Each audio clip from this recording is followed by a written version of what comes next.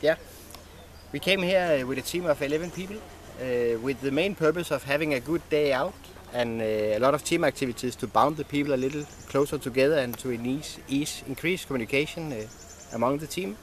I think we managed that quite well. I saw yesterday evening that already there people start to speak a lot more freely, also across borders that has normally not been spoken across before. On top of that, we also want to make sure that the team here builds an understanding of that it's not a matter of being driven from Copenhagen, it's more a matter of showing that they are capable and build up the trust with Copenhagen that the team actually can do the work that they are supposed, or even more than that, to do. And I think also we have managed that. That's what we have to now work on when we come back home to implement this one in our daily life. So do you think you have got your expectations from here, what you wanted from this program? Yeah, I think I have.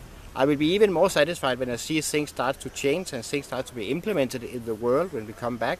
But that's yet to be seen, of course. But seeing what happened in the last 24 hours, do you have that hope that it will be? Yeah, definitely. The hope is there. The confidence is also there, but it will have to show now. Thank you, Simon. It's very nice to have met you. Thank you so much. You're welcome.